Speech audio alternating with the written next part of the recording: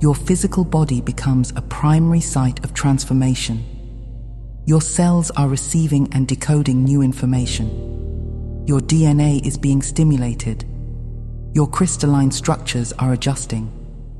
This is not visible to the naked eye, but it is very real. And it requires resources. The body diverts energy toward integration. That means there is temporarily less energy available for other functions. Digestion, mental concentration, muscle exertion. You experience this as fatigue, brain fog, muscle weakness, increased need for sleep. These are not signs that you are failing ascension. They are signs that your body is doing exactly what it came to do.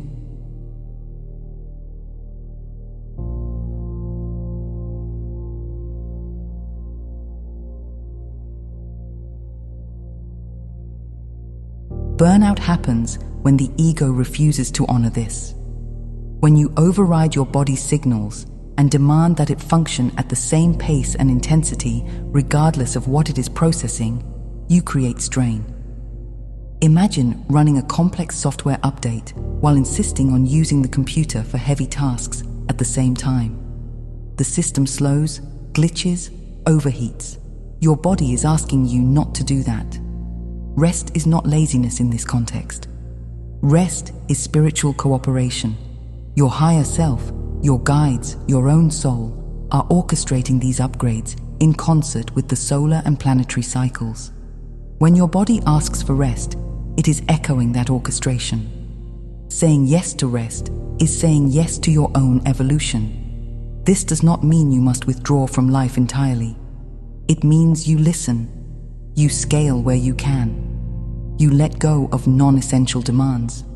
You stop using willpower as your primary fuel. When possible, you lie down when your eyes grow heavy. You sip water when your mouth is dry. You step away from screens when your head aches.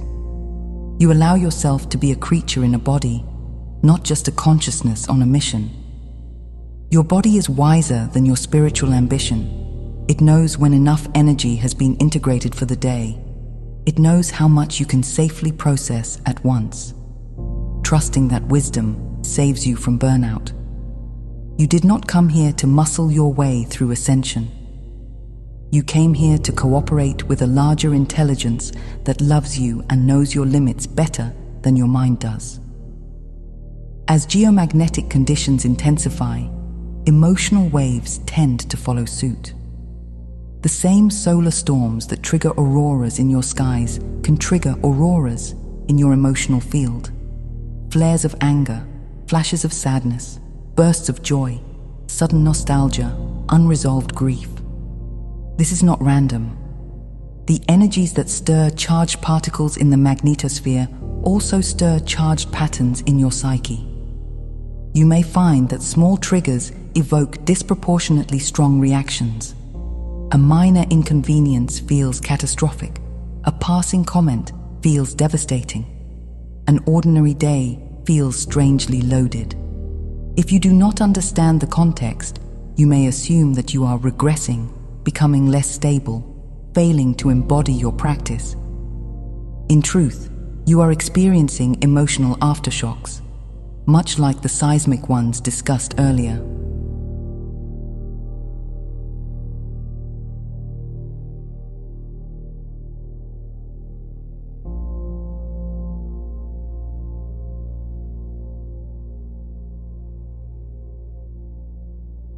Burnout occurs when you respond to these waves with self-judgment and suppression. You use energy to push the feelings down, and even more energy to criticize yourself for having them. This double expenditure is what exhausts you, not the feelings themselves. There is another way. You can let your relationship with emotion become more like your relationship with weather. When clouds pass, you do not berate the sky for being cloudy. You do not assume that the clouds say something profound about your worth. You notice, you adjust, you continue. You can bring the same neutrality to your emotional aftershocks. When a wave arises, acknowledge it. There is anger, there is grief, there is fear. Feel it in the body without naming yourself as it. Breath is your ally here. Inhale into the sensation. Exhale without commentary.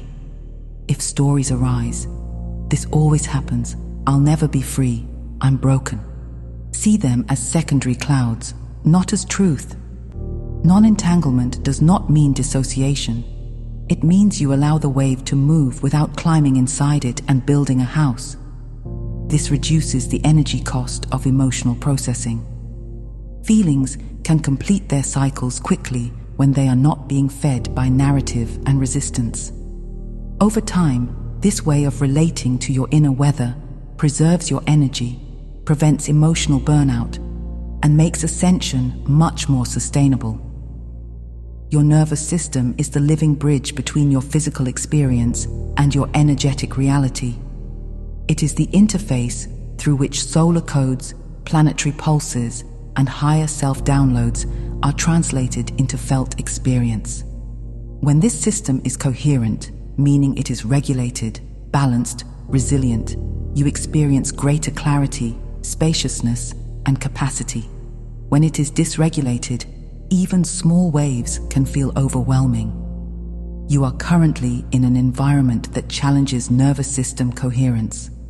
Constant information streams, rapid collective change, intensified fields. In such an environment, practices that restore coherence are not luxuries, they are necessities. Slow breathing, grounding in the body, gentle movement, time in nature, presence with the senses, these are not trivial self-care activities. They are technologies of integration.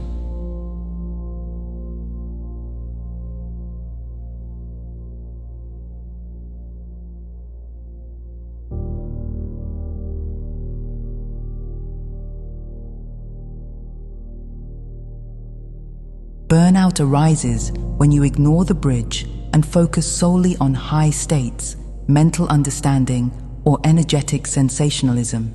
You may chase activations and ignore regulation. This is like adding more and more voltage to a circuit without ensuring that the wiring can handle it. Eventually, the system trips, not because energy is bad, but because the structure is overloaded. Nervous system coherence is not achieved through forcing yourself to be calm. It is not another performance. Coherence arises when you stop fighting your own experience, when you stop demanding that you be somewhere other than where you are. It is the natural consequence of inner permission. You can support this by creating small moments throughout your day where you return to yourself. You place a hand on your heart. You feel your feet on the ground. You lengthen your exhale slightly. You allow your jaw to unclench. These micro-practices send powerful signals of safety through your system. Over time, they rewire your baseline. Importantly, coherence does not mean you never get triggered or overwhelmed. It means you have a pathway back. You know how to support yourself in returning to center without dramatizing the fact that you left it. This attitude, gentle, forgiving, consistent, prevents burnout. You are no longer using energy to criticize your dysregulation. You are using energy to lovingly regulate. That is a profound shift. Many of you are very earnest beings. When you learn that you are supposed to hold a higher frequency, you take that as a task. Be positive, stay high, never wobble, never doubt.